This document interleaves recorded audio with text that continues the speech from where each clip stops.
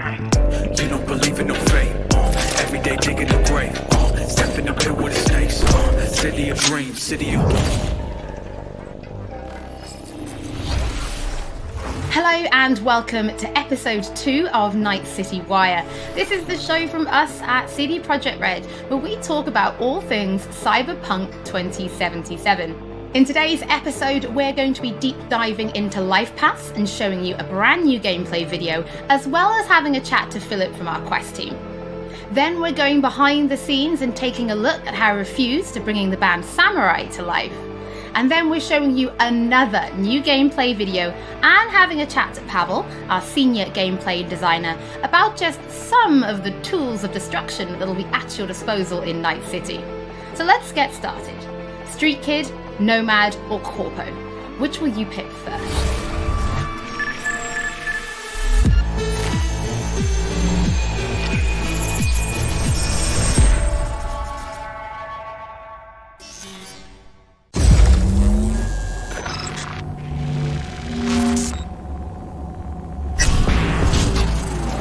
Well, who do we have here? Grew up in Haywood. Whole street was my family. Neighbors helped each other out. Thought nothing of it. I'm pleased to see you have not forgotten your roots. Born here, live here, die here. Childhood memories. Hopping buildings, running away from badges. Iron tasted blood from a split lip. Motherfucker! Got everybody fighting for a slice of the street. Get the fuck out of Vista. If you keep getting jumped, you find some stronger choosers. Do you want to spend the rest of your days blasting scabs? Or become a legend overnight? We have arrived. The Major. Ready to get your cherry bobbed? Yeah, come on!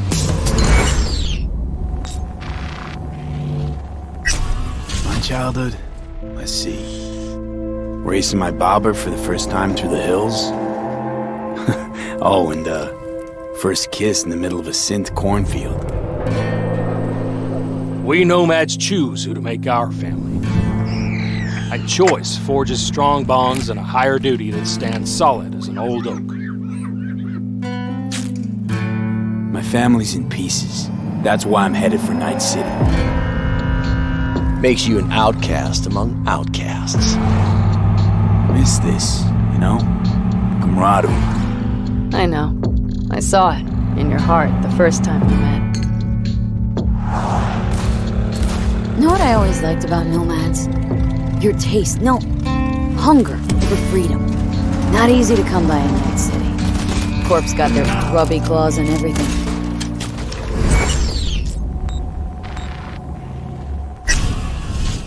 I have those reports you asked for. They were supposed to be ready yesterday. The world's going to tear us apart when the word gets around.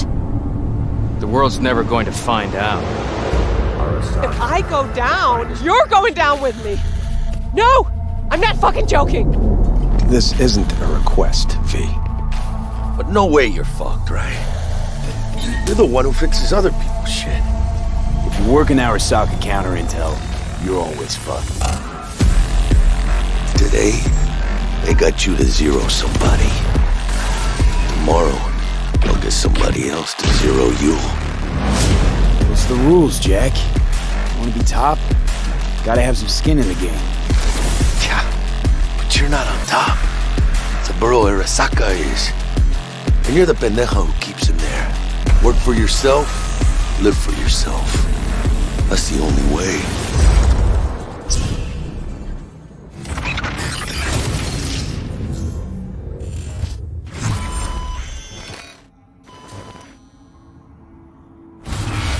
Philip, it is so good to see you again. It's actually been a while since I've had a chance to interview you about Cyberpunk. So I think for today, we'll start with a question that everybody wants to know. How does the path you pick affect your time in Night City?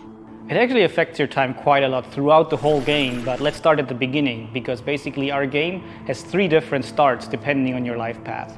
As an example, if you choose the Street Kid life path, you have lived most of your time in Night City. you know the streets, you know the gangs, you know the slang, you kind of know what's going on in the, let's say, lower life aspects of the city, which can of course give you lots of good opportunities also later on in the game. But if you start as a nomad, you actually used to be part of a nomad clan and a nomad family, because nomads that roam the deserts around Night City, that we call the Badlands, actually value their family above anything. But for one reason or another, you actually left that family behind, and now the beginning of the game for you will actually be how to get into Night City and how to make a new life there. Then you can also choose to actually be a corpo and choose the corporate life path. And that basically means that you're not at home in the streets of Night City or in the deserts of the Badlands, but actually inside a boardroom, because you rose the corporate ladder of the Arasaka Corporation, which basically gives you the ability to sometimes, read between the lines, read people when they're trying to do business, which of course can give you many nice opportunities later on. So this isn't just about the start of the game. Can you maybe help people understand how this translates into the gameplay? Yeah. So the thing is, we make Cyberpunk a real RPG, and part of that is that you can play your character from the start to the end. And of course, we have these life paths affecting the beginning of the game, but we wanted to make it so you have your life path opportunities throughout the whole game until the game is over. And as an example, we do that by giving you additional options in dialogues. So I can give you one specific example. And this is a mission where you have to steal a flathead robot from the Maelstrom gang. Basically, those Maelstromers stole that flathead before from a corporate transport. And the owner of that corporate transport, Meredith Stout, wants you to do something else. And this is an optional objective.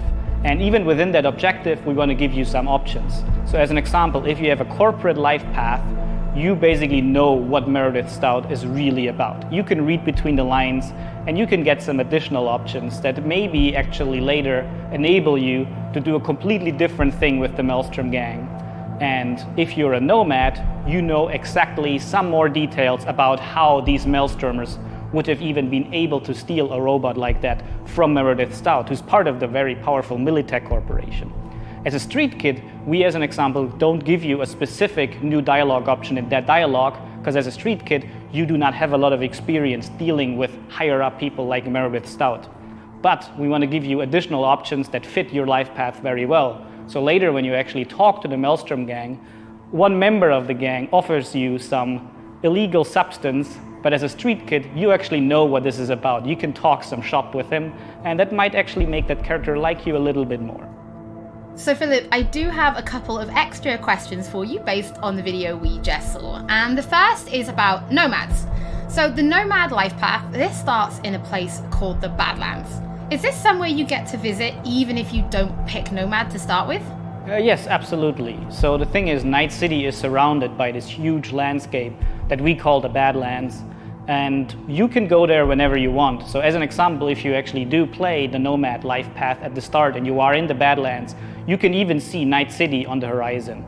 And we want to give you the option later in the game, if you want, you can just take your car and drive out of the city. You can go there whenever you want. Thing is, you might not want to, because the Badlands can be a pretty dangerous place at first, because time has not been very kind to the Badlands.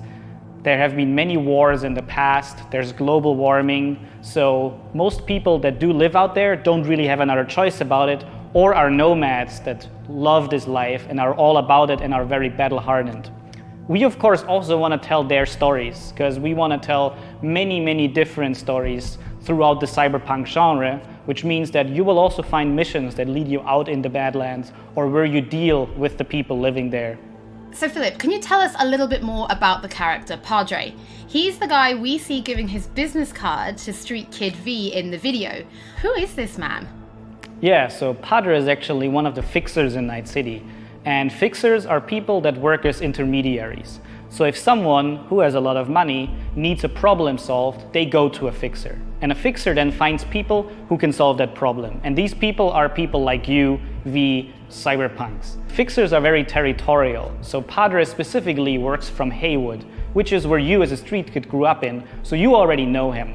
You might have already seen another one of our fixers who is called Dexter Deshawn, and he works in a different part of the city. So specifically Padre, you might know him as a street kid, but even if you played other life paths, you might sooner or later meet him because he's operating in Haywood, which is a pretty big place with many good jobs. So if you want to make some cash there, you will sooner or later deal with Padre. Philip, thank you so much for joining us.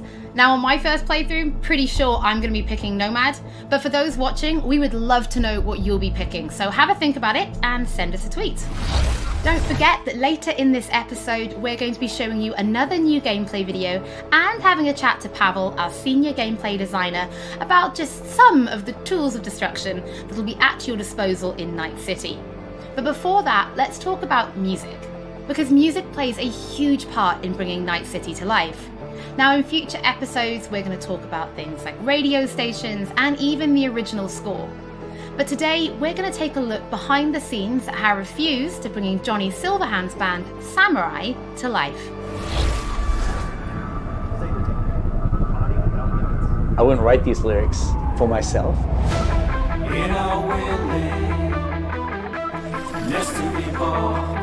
So it's kind of interesting to get into like the mindset of who is this character and what would they write about, or what's their agenda. It's interesting to try to like catch a language that's his and try to catch a language that's like part of this game.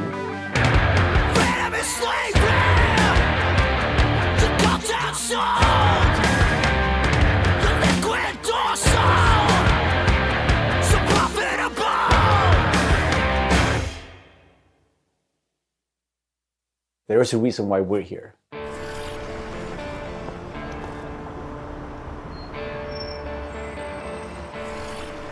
It was Piotr maybe who was a fan of the band. He knew Refused and he knew my voice and he said, oh, that's a perfect voice for Johnny.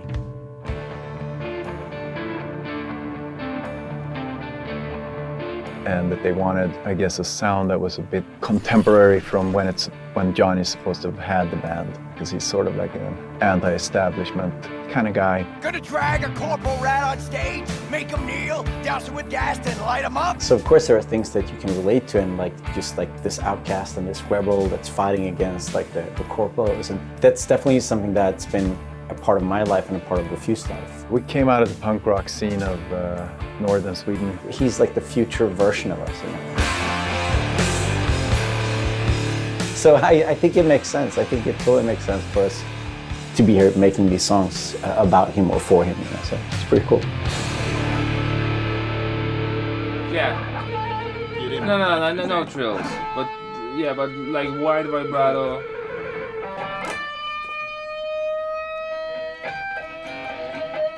And then, I mean, just sort of build, yeah, slowly build sort of intensity. We don't have a different mode than just going all in. So we really worked on these songs, trying to make them as good as possible. But then they're not actually our songs. It's interesting as a musician to play another musician, because that's essentially what we're doing. I mean, we're not here as Refused, we're here as Samurai. And I'm here with Johnny Silverhand, you know? So it's like the voice we're representing here is someone else. We'll never fade away! It's been a mind fuck.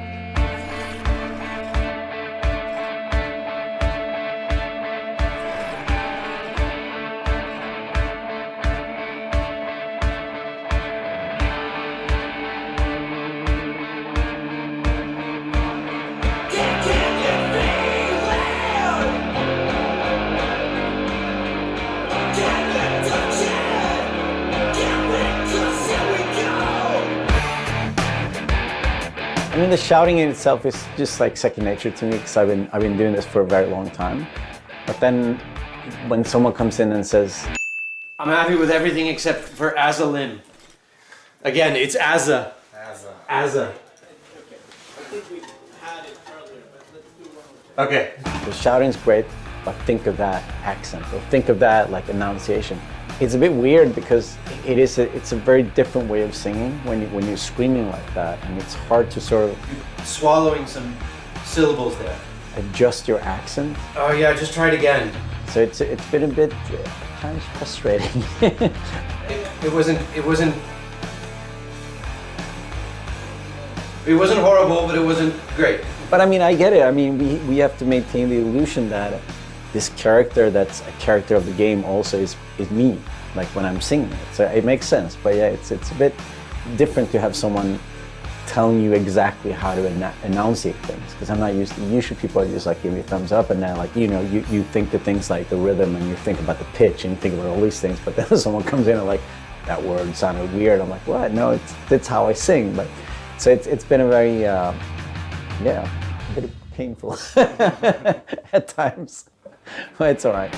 See this soon, I'm chipping in. Roll the bones, I'm chipping in. Bet that cone, I'm chipping in. Mayhem flows.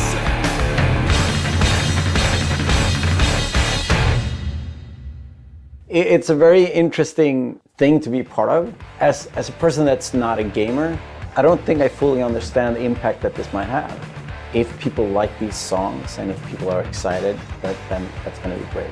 I mean, we are spending a lot of times trying to get this right, trying to get it to sound like, you know, like Samurai would sound, you know. So it's quite interesting. It's a very different way of making music, actually.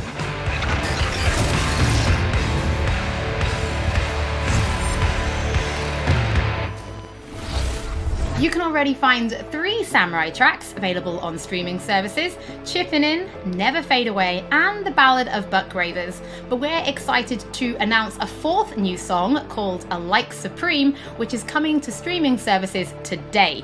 That means you can check it out once the show is over. Don't forget that if you're tuning in late, or if you just want to watch anything again, we will be uploading everything to our channel soon. Next up, Pavel and I are going to introduce you to some creative ways that you can solve problems in Night City.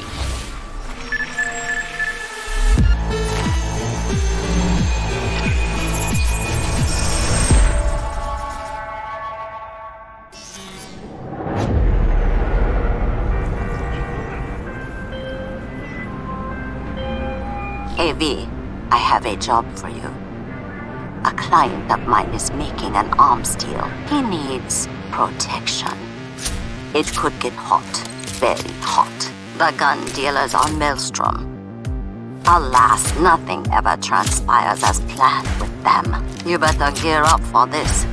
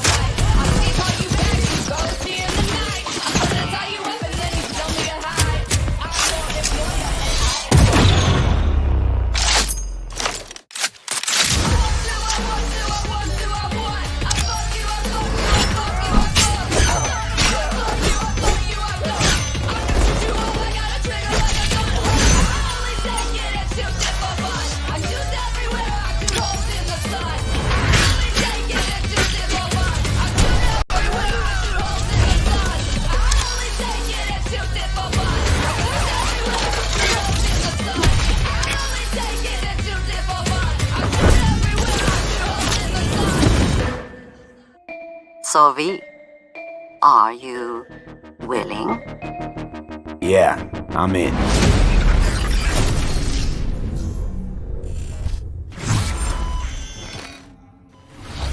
Pavel, thank you so much for joining me. Now, there was an awful lot in that video, right? Because there's more than just guns.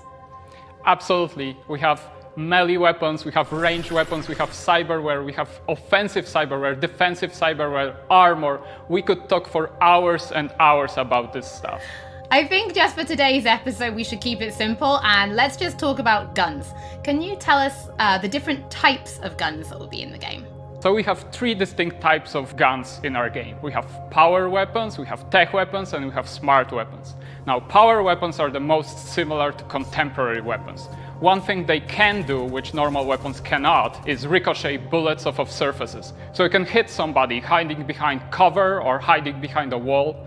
Now, tech weapons, on the other hand, use electromagnetic power to propel a fully metal projectile to extreme velocities. What that allows them to do is to punch through cover or punch through walls to hit somebody who's not even aware that you're there. Smart weapons use guided missile technology to actually track targets in real time. So you can hit somebody who's dodging, running away from you, or you can hit somebody who's hiding behind cover. So Pavel, Cyberpunk doesn't just contain FPS elements, right? It's also a fully fledged RPG. So can you tell us how you guys approached introducing those RPG elements into gunplay? So I can tell you one thing, Holly, it wasn't easy to merge those two elements together.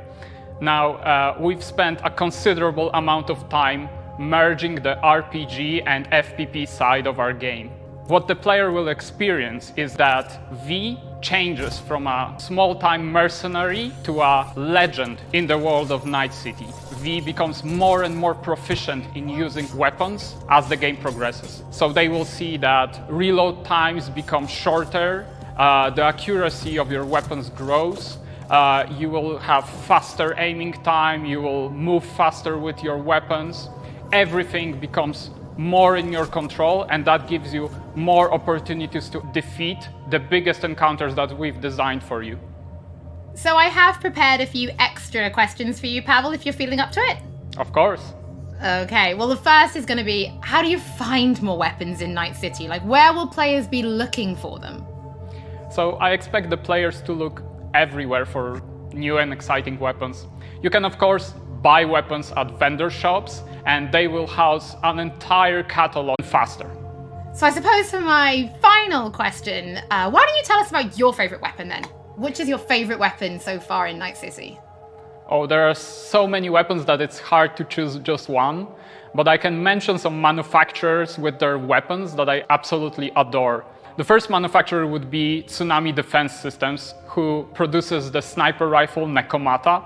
That's a tech sniper rifle. That means that it can pierce through walls. So you can actually hit somebody who's hiding behind cover or who doesn't even know you're there. Of course, I also like a close quarters approach.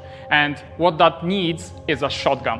One of the shotguns that we have in the game is Budget Arms Carnage. Now, that thing is cast from pure steel, and it weighs a ton. However, you can cut a person clean in half with it. Another shotgun that I absolutely love, it's for a more refined approach, I would say, is a smart shotgun, Kangtao Zhuo. That thing has 8 barrels, and that means it can track 8 targets independently. Now, killing an entire room was never simpler. Pavel, thank you so much for joining me. Thank you for having me. I'm actually pretty interested to see what kind of weapons people discover when they play Cyberpunk for themselves. Before we end episode 2, this is a reminder that those who wish to dive deeper into the lore can now pick up The World of Cyberpunk 2077. This is a brand new book created in collaboration with Dark Horse Books that will give you an extensive look at what makes Night City tick before jumping into the game this November. That is it for today's episode. Thank you so much for joining us. Don't forget that if you've missed anything or if you just want to watch again, we will be uploading everything to our channels shortly.